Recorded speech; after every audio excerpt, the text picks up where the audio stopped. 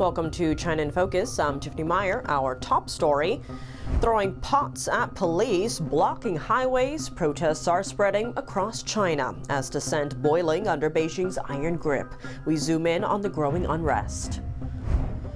This October 1st marks 76 years of the Chinese Communist Party's tyranny in China. Chinese people around the globe are calling for an end to the party's rule. What's Golden Week, China's National Day holiday, like this year? Where does China's economy stand overall? An expert weighs in. And the Chinese economy is basically stagnant. And the empty seat left by a disappeared Chinese diplomat now filled by a spy official. A closer look at a possible shift in Beijing's diplomatic approach. A new Chinese coffee house in Manhattan fueling a protest over U.S. national security concerns. Our reporter spoke with protesters outside the Luckin Coffee shop.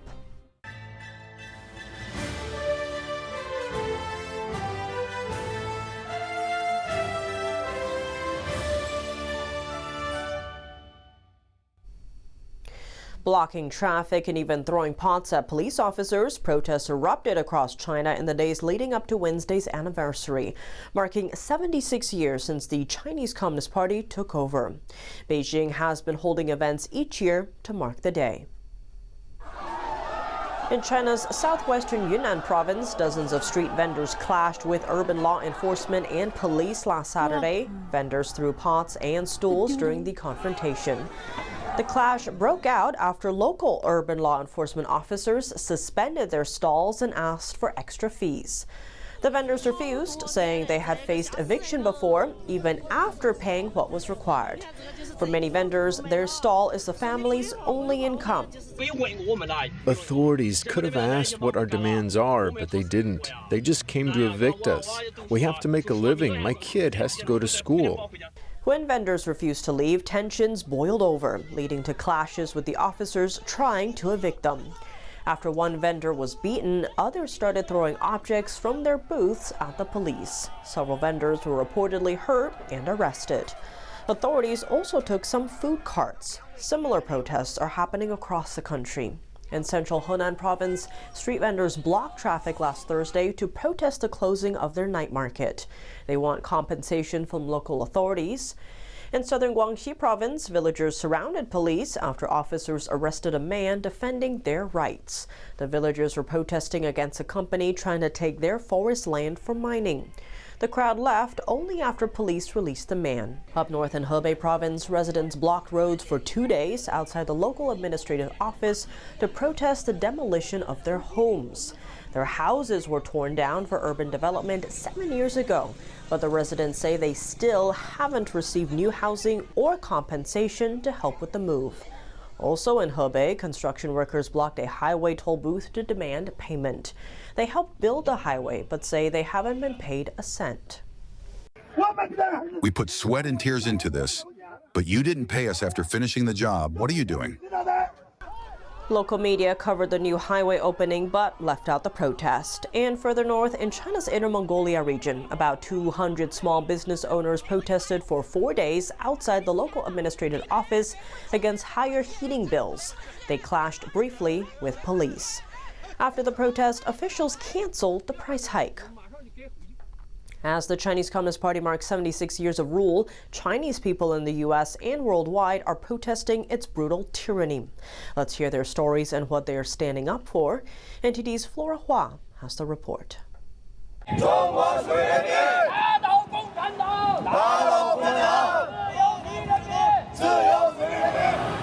This is the U.S. capital, Washington, D.C. Chinese pro-democracy activists across America gathered to tell the world October 1st is not their national day, but a day of mourning for all of China. During times of peace, tens of millions of Chinese people have died under the CCP's tyranny. From the violent political campaigns and the Great Famine to the Tiananmen massacre and the COVID-19 pandemic, these Chinese protesters marched in front of the Chinese embassy, Capitol Hill, and the White House. Younger generations also took part in the anti-CCP movement, raising awareness of the Chinese regime's tactics. On one hand, the CCP maintains authoritarian rule through repression. On the other hand, it uses united front tactics to deceive and divide us. Moving north to Canada, Taiwanese, Hong Kongers, Tibetans, Uyghurs, and people from different backgrounds also held anti-CCP demonstrations in front of the Chinese consulate. CCP lies, people die! Falun Gong, a spiritual discipline originated in China, has been persecuted by the CCP for over 25 years. International rights groups report that the regime even steals organs from imprisoned practitioners for huge profits. The CCP trades in live organs and continuously imprisons dissidents who oppose it. This, among other actions, represents the greatest harm that totalitarianism has inflicted on our present generation of human civilization. Chinese people in Germany and the Netherlands are also calling for an end to the tyranny of the Chinese Communist Party. Flora Hua, NTD News. Golden Week, China's National Day holiday. It used to be the big travel and spending season before the pandemic. So what's it like this year, and where does China's economy stand overall? We spoke with Christopher Balding for his take. He was a professor at Peking University's HSBC School of Business until 2018, when he was fired for pushing back against censorship. Now he's the founder of Sifter, smart social media platform, and New Kite Data Labs, a think tank focused on China, data technology, and the economy. Christopher Balding, thank you so much for joining us. Great to have you back on the show. Thank you for having me, Tiffany. And there's a big focus on this year's National Day in China, but what are you watching out for in terms of the economic situation around this year's holiday? Well, I think there's a big emphasis in China this year on stimulating consumption. Earlier in the first half of this year, they rolled out a lot of consumption subsidies. And those consumption subsidies cost a lot of money, and they were used very, very rapidly. They've rolled out some additional subsidies, which have taken hold, but they're still having trouble stimulating consumption, even though that is a primary focus. But I think that is what I'm going to be watching. And then within a couple of months, we also have the annual big economic conference in Beijing coming up. So I think this is a very interesting time to watch signals on what Beijing is going to say about the economy and how they're going to try and basically jumpstart. Now, in terms of boosting this economy, we saw a lot of authorities are banking on domestic travel during the 8 Golden Week holiday that they call it. There's a lot of focus on, say, planes, trains, and cars, and of course hotels and whatever spending there. According to one authority, this year there's an expected 2.4 billion journeys. That's up from last year's 2 billion. How much of an impact will that have on the consumer economy? I would be very, very skeptical of that number, because that would be, if the numbers you're quoting are accurate, I've not seen those specific numbers, that would be a 20% increase from last year, and that would be quite steep. I mean, I can say very clearly, this time of year is one of the times of year when China goes on vacation. I do think one of the patterns that you are seeing in the Chinese economy, especially when it comes to travel, is that you do have more people traveling, but one of the things you have is you have people spending less when they get there. So they'll bring instant noodles maybe rather than go out to dinner at a nice restaurant, as an example. So one of the things that is very clear is you're seeing people move, you're not seeing them spend in larger amounts, and that seems to me to indicate people are basically digging in for the long haul. This isn't seen as some type of short-term change. So they want to go and travel, see friends, things like that. They don't necessarily want to spend the money. I want to zoom in on China's youth, because a lot of analysts are noting that, say, Gen Z or China's youth, they've watched their personal freedoms declining under Xi Jinping because he's getting more and more authoritarian. At the same time, they're also seeing their job prospects dwindling inside of China. And now a lot are pointing to, in the past, the Chinese regime always staked its reputation on unprecedented growth is what they're pushing for. And so now we have seen a bit Xi Jinping kind of pivoting to trying to rally the nation behind nationalism. How are you, given all of that, how are you viewing China's trajectory in terms of economic terms? I think economically, it's basically stagnating. Now, when I say stagnating, I want to be very careful. There's absolutely certain things, that China is doing very well. Let's make no mistake about that. The macro economy of China at aggregate, for all intents and purposes, is stagnant. They're absolutely doing some amazing things in tech. There's other areas where things are I think, going very well. The macro economy at aggregate is it's basically stagnant. You take away things like, empty investments, you start accounting for all the losses that are held in the banks and things like that.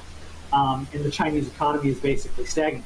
This is why you're seeing such pressure on youth unemployment and things like that.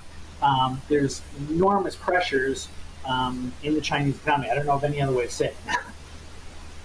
On that note, maybe zooming out a bit here, looking forward, what does that mean for global economies? Because people do point to China being the world's second largest economy, quite intertwined with, say, the US and other ones. What would be the impact of that? China is basically going to continue dumping products on global markets. If you pick almost any sector, China has just a wildly outsized portion of the capacity to build a product.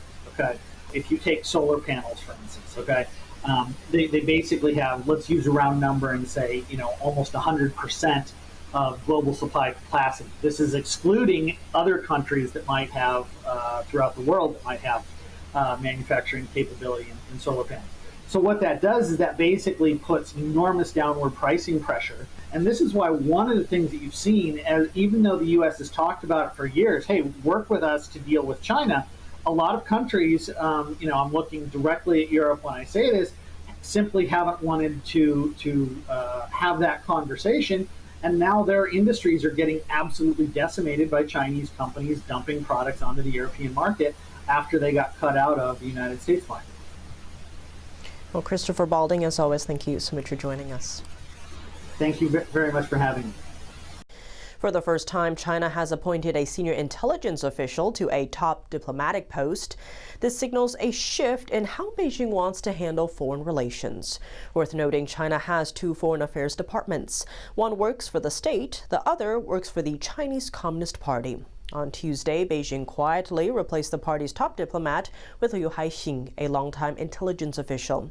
No explanation was given about his predecessor. Liu spent 8 years in China's spy agency. Before that, he was a diplomat focused on Europe. His appointment comes just after Germany jailed a man for spying for China for over 20 years. Back to Beijing, Liu's predecessor has been missing for almost 2 months. Reports say he was arrested. He was seen as a possible future foreign minister for China. A Chinese coffee chain is sparking national security concerns in the U.S. Protesters gathered Tuesday in front of a Luckin Coffee location in Manhattan.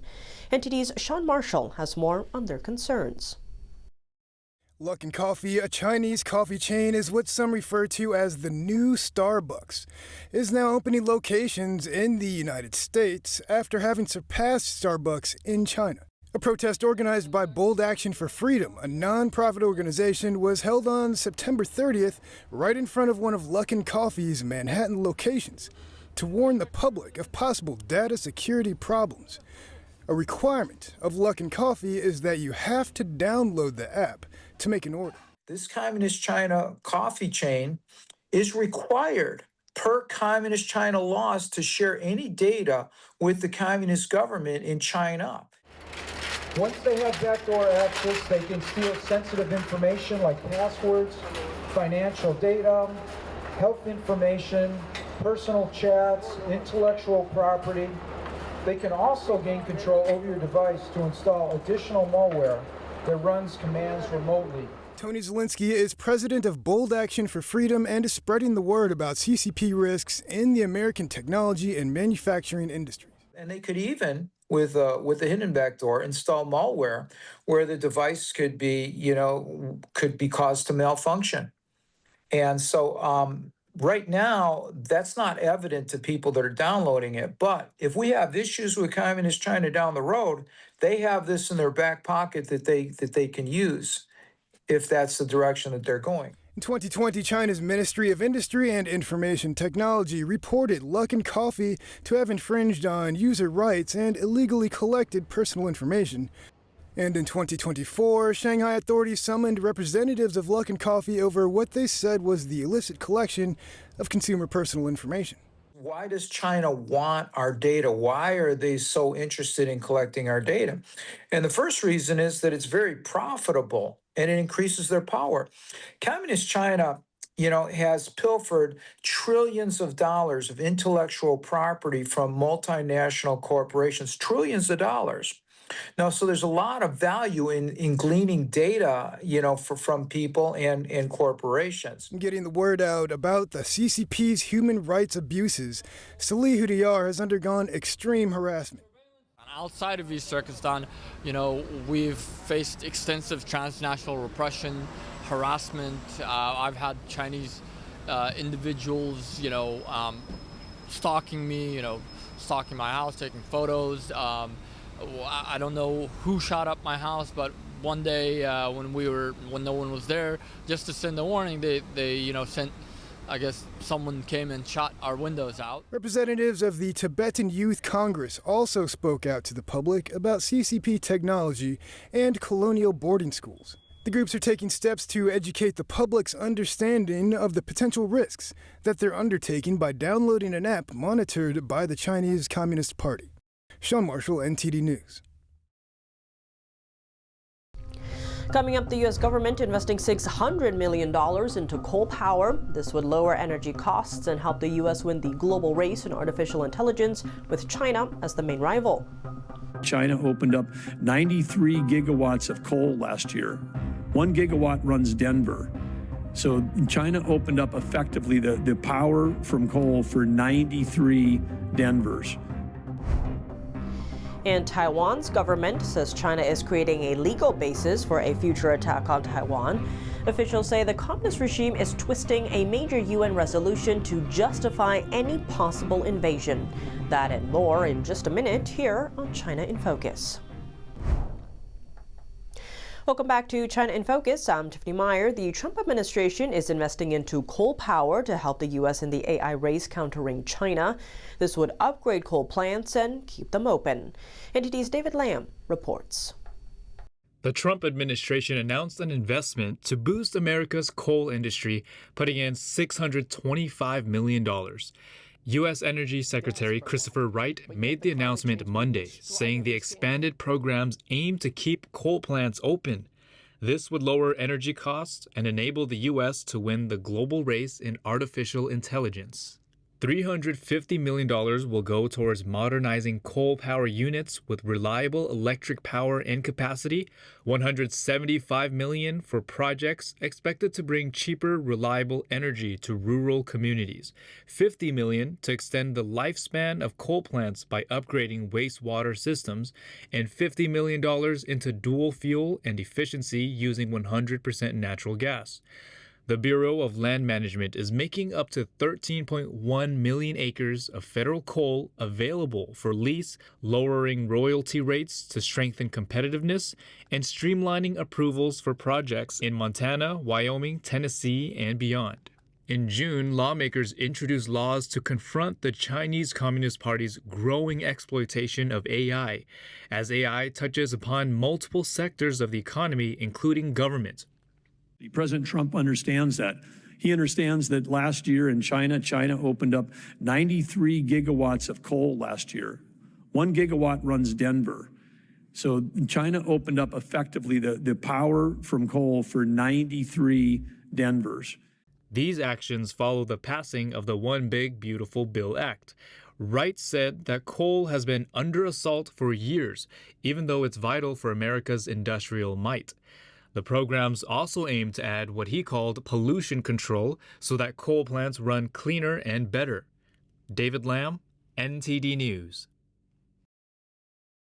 In a disturbing report, Taiwan's government said on Wednesday that Communist China is turning to underhanded legal tricks to assert control over the democratic island nation.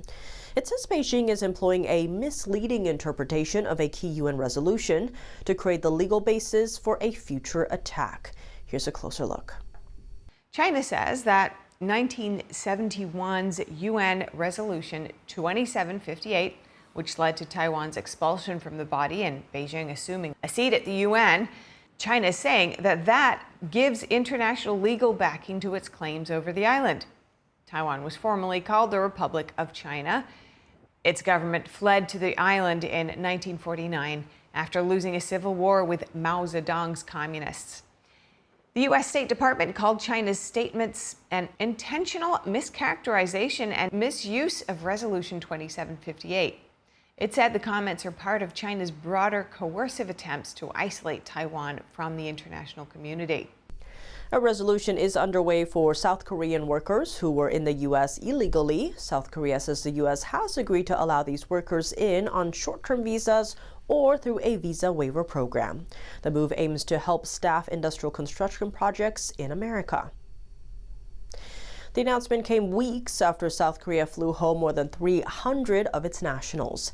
They were detained in an immigration raid at a battery factory being built on Hyundai's campus in Georgia. South Korea had pledged hundreds of billions of dollars in U.S. investments just weeks earlier in hopes of avoiding the Trump administration's steepest tariffs. South Korea has called for more fundamental steps, including a new visa category to expand access for skilled workers. But U.S. officials say major changes would be difficult, citing legislative constraints. China's state-owned banking system is tightening travel rules for its top managers. Division level and above are now limited to just one overseas trip per year. That's what multiple sources told the Chinese edition of the Epoch Times. The new rule also requires managers at all levels of bank branches to surrender their passports to bank management instead of holding them themselves.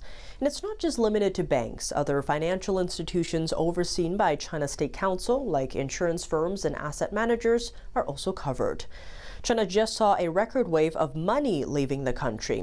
In July, mainland investors moved over $58 billion abroad, the biggest monthly outflow in 15 years. Many are looking for safer or more profitable places to park their money outside China. That's all for today's China in Focus. I'm Tiffany Meyer. If you have any feedback on the show or have something you'd like to see us cover, send us an email at chinainfocus@ntd.com. We'd love to hear from you. For On the Clock original news coverage, visit us at ntd.com or download our NTD app. Thanks for watching. See you tomorrow.